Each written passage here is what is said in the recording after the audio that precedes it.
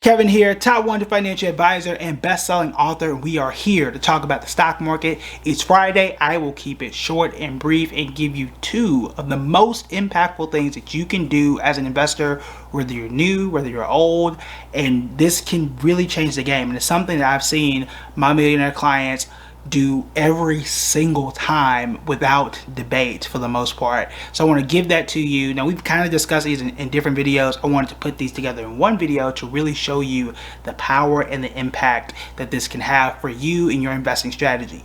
Now, the good thing is this can be applied in a bunch of different ways. So the reason why I say is because each of us have our own investing styles. Some of us will only invest in index funds. Some of us will only do specialty ETFs. Some of us will only do tech stocks. Whatever you do, these techniques still work. I think they work best if you do them together. If you want to do them apart, you can totally do that.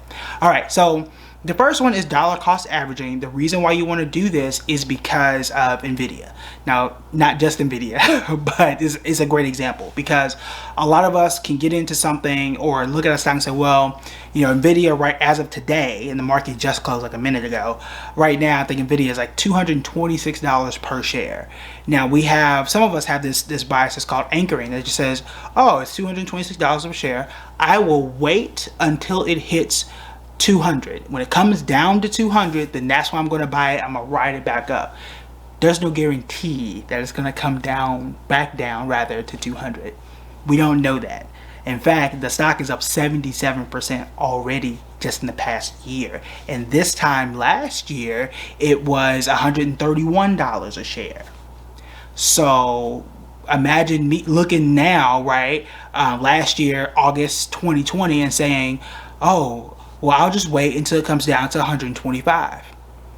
Didn't really do that, did it? Right? Like the window of it touching 125 and you getting in would have been real difficult to hit. And now you're looking at $100 gain per share after a year after, and like, you missed it, right? You missed the 77%. And hopefully it continues to do that. And I think it probably would. I don't know if it's going to be at that exact pace, but I think it will continue to grow.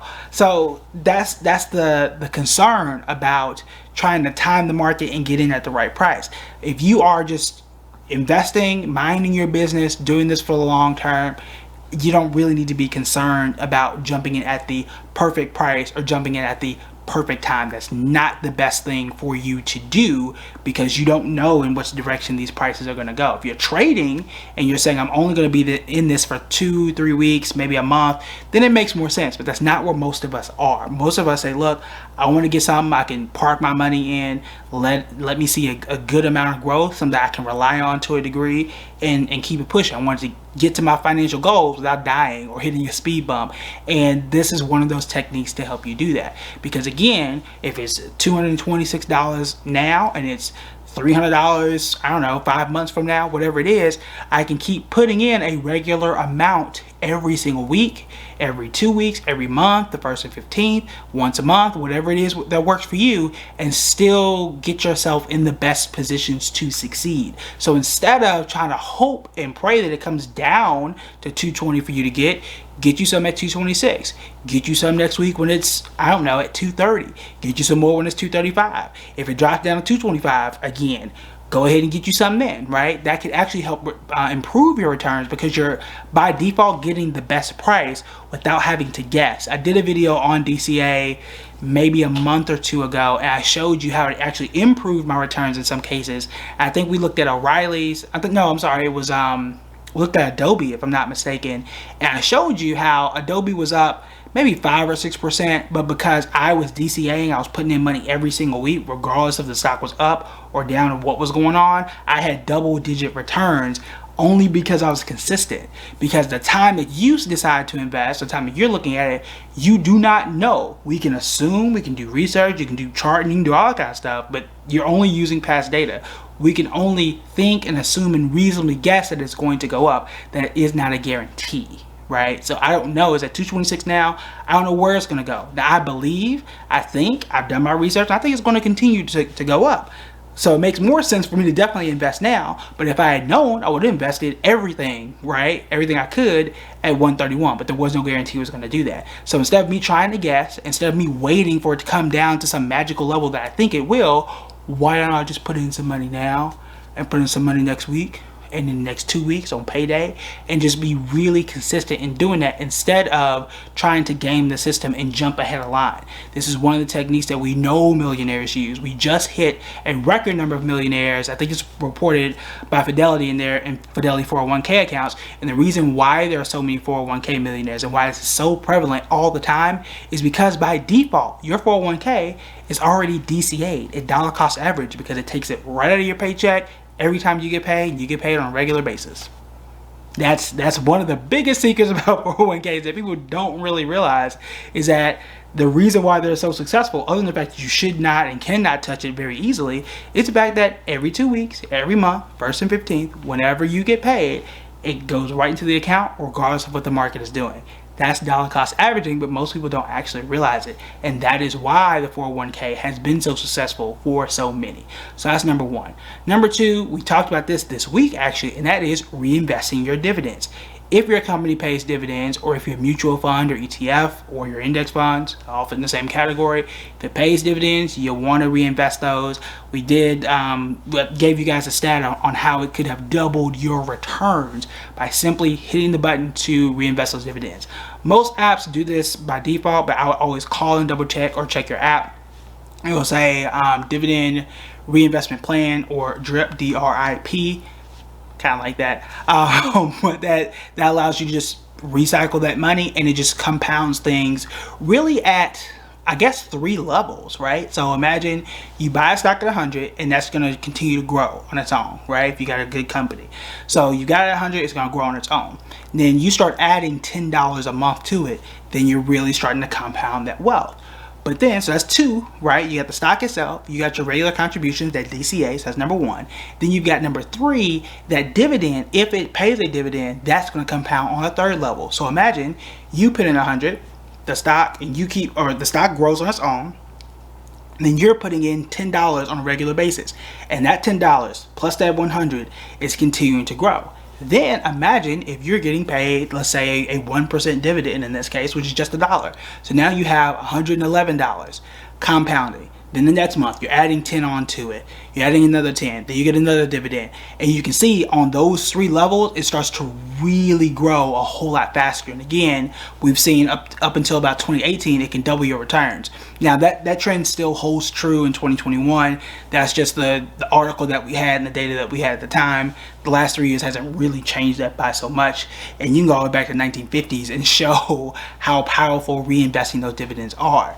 Now, I say this all the time, but from managing over $140 million, from seeing client after client after client, looking at statements, guiding people on how to grow and protect their wealth, I'm telling you about 90 to 95% of millionaires that I saw do this. They are extremely consistent in either back then, right? They were calling and say, hey, look, I want to put another $500 in X stock. I want to put another $500 in this index fund.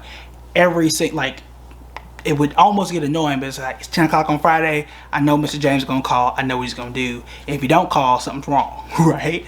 And that's exactly how it happened every single time. Most of them reinvested their dividends. The only ones who did not were those who had really high dividend paying stocks, and they lived off the dividends.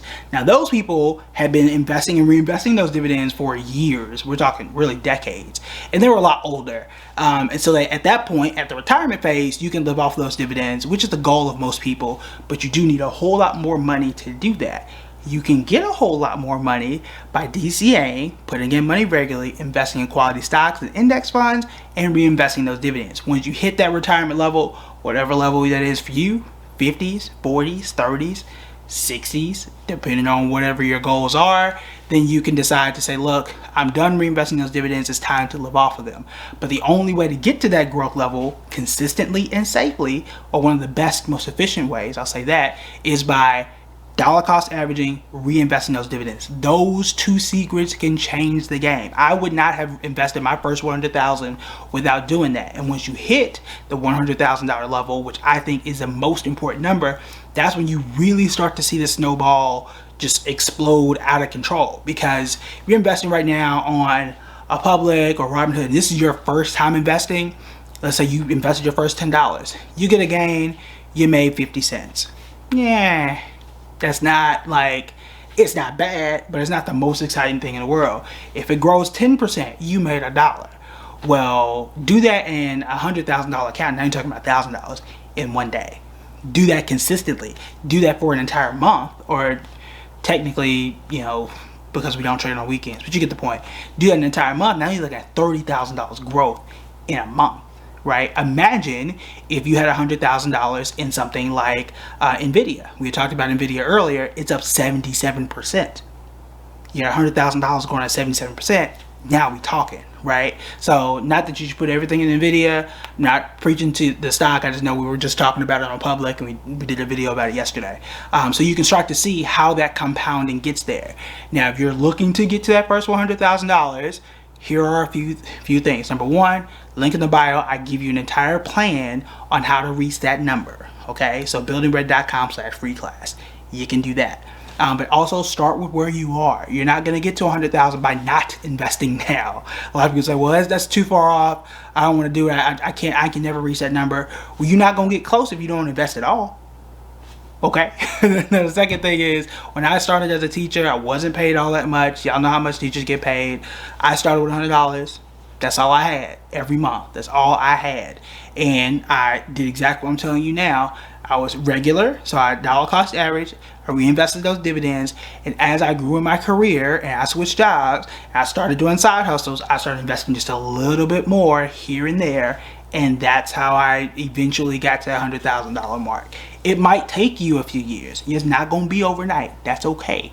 But when you get there, it will never take you that long again. And that's how compounding works. That's the beauty of dollar cost averaging and reinvesting those dividends. Because that's that speed boost. I don't know if y'all play Mario Kart. You should have. You know, first off, you can't see me. You ain't gonna beat me in Mario Kart. But if you remember, you get those little mushrooms that go even faster. That is reinvesting your dividends. That is dollar cost averaging. And that is how you get there even faster. So those are my tips. Those are the two things that you absolutely must do if you want to be a better investor. That's it. If you can do that and be consistent, you good. It's just a matter of time. That's it. It's just a matter of time. Same thing with my kids. I tell people they're gonna be millionaires. I have zero worries about that. The question is, will they be 25? Will they be 30? Will they be 35? That's all. That's all. It's just at what age are they going to hit it? Because I'm doing the exact same things I do for myself, I do for my clients, and I'm doing for them. So I just want to be open and let y'all know these are the keys. It ain't no secret no more. All right. All right. So that is it for me today. Make sure that you hit the like and subscribe button. Like 80, almost 90% of y'all are not subscribed. So y'all should do that. I'm out here Monday through Friday, right? TikTok, Instagram, Facebook, the YouTubes, email. I'll put the email link in the description below as well. We do types of announcements like this in case you missed a video. I'll tell you what's going on in the market. I only send like one email a week, free webinars and all that kind of stuff. So make sure that you check that as well. And you might get a discount code every now and then, but it only goes to the email list. All right, that is it for me. Talk to you guys later. See ya.